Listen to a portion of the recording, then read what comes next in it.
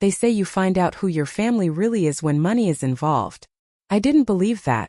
Until the night mind tried to take my future and call it love. My name is Suzanne Francis. I'm 29 years old. And when I was 21, I learned that being the strong one in a family doesn't make you respected. It makes you expendable. It happened at the dinner table. The same one where we celebrated birthdays, holidays, and every milestone that was supposed to mean something. That night it felt different. Too quiet. Too rehearsed.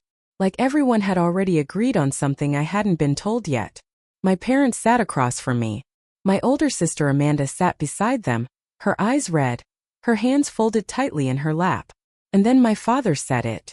They were giving my law school fund $92,000 to my pregnant sister. Just like that. No discussion. No hesitation. No apology. That money wasn't just money. It was my future. It was the gift my grandmother had left specifically for my education. She had written it down, made it clear, made it mine. But none of that seemed to matter anymore. My mother smiled at me like she was offering wisdom instead of taking something away. You can work, she said gently. It builds character. My father didn't even blink. Your sister needs us more. That was it. That was their justification. And in that moment something inside me went very, very still. I didn't cry. I didn't argue. I didn't beg. I just nodded and said, okay. They looked relieved, like they had just avoided a storm they were expecting. Like I had played my role exactly the way they wanted me to. I stood up, walked around the table and hugged my mother. Then I went upstairs. But that okay didn't mean what they thought it meant. Because 5 weeks earlier, I had already seen this coming. At exactly 8:56 p.m., my phone buzzed in my hand. A security alert. Someone was trying to access my account. I didn't need to guess who it was. My father was downstairs, 10 feet below me, trying to move the money while I was still in the house. But what he didn't know was that he was already too late. 5 weeks earlier, I had quietly legally transferred every single dollar into an account only I controlled. I had updated the passwords, enabled security alerts, locked everything down so tightly that even he, who had managed it for years, couldn't get in. I stared at my phone in the dim light of my childhood bedroom and smiled. Not out of joy. Not out of revenge. Out of certainty. For the first time in my life I wasn't reacting. I was ahead. But to understand why I did that, you have to understand something about my family. This wasn't the first time. It was just the first time I refused to let it happen. Let me take you back. Sunday, September 24, 2017. That morning I was in Manhattan, still adjusting to life at Columbia Law School. It had only been 3 weeks, but it already felt like I was running a marathon I hadn't trained for. Everyone around me seemed confident, prepared, unshakable. I was none of those things, but I was trying. That's when my phone rang. My mother. Can you come home for dinner tonight? She asked. We need to talk about something important. Amanda will be here too. Something in her voice felt off. Too careful. Too deliberate. I should have known. The drive back to Stanford took 2 hours and 18 minutes. 2 hours and 18 minutes of silence, broken only by the sound of tires on asphalt and the echo of one sentence repeating in my head. That money is for the family. She had texted me that 4 weeks earlier. At the time I didn't respond, but I didn't ignore it either. I prepared. When I left Manhattan that afternoon, I placed a navy blue folder on the passenger seat of my car. Inside it were documents, copies of everything that proved one thing. The money was legally mine. Every mile I drove, I felt the weight of that folder beside me. Not heavy in size but in meaning. I wasn't driving home for dinner. I was driving home for a confrontation that had been building for years. I pulled into the driveway at exactly 4:15 p.m. The sound of autumn leaves crunching under my tires was so familiar it almost felt like nothing had changed. But everything had. Amanda's silver Camry was parked crookedly, just like always. Some things never change. I sat in the car for a moment. 30 seconds. One deep breath.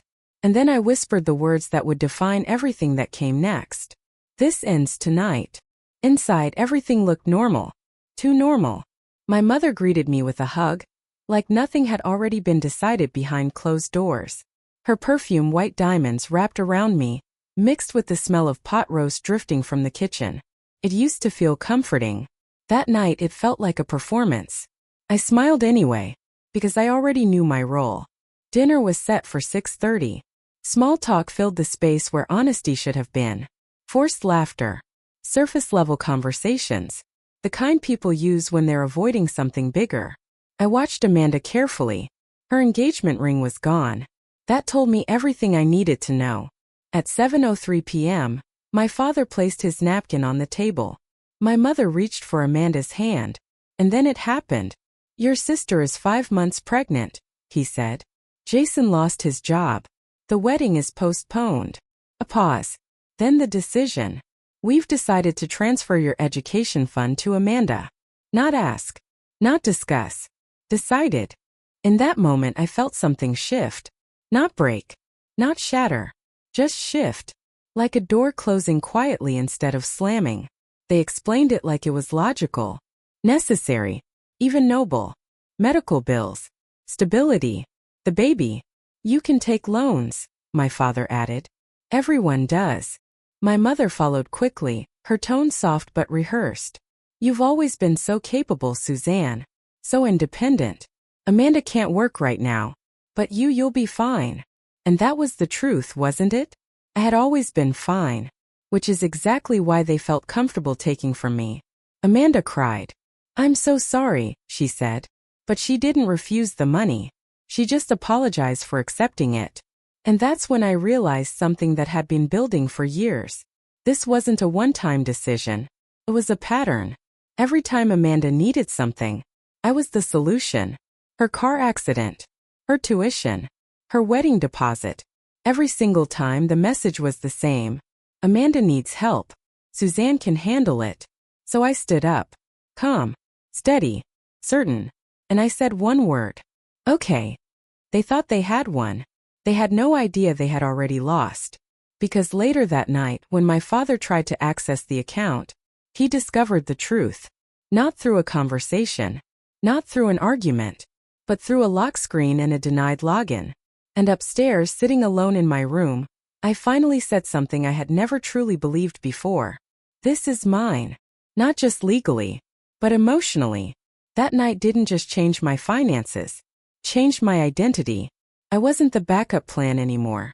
I was the plan. And what they didn't know yet, what I hadn't told them, was that the story didn't end with the $92,000. Because buried in years of transactions, emails, and quiet decisions they thought I'd never notice, was another truth. $13,850. Taken. Bit by bit. Over 12 years. Without my knowledge. Without my consent. And when I found that out, that's when everything really changed. Because protecting yourself from strangers is easy. But protecting yourself from the people who raised you, that requires something else entirely. Strength, clarity, and the willingness to stand alone. If you've ever been the responsible one, the one expected to sacrifice because you can, then you already understand. Because sometimes the hardest thing you'll ever do is choose yourself. And that night, that was the first time I ever did.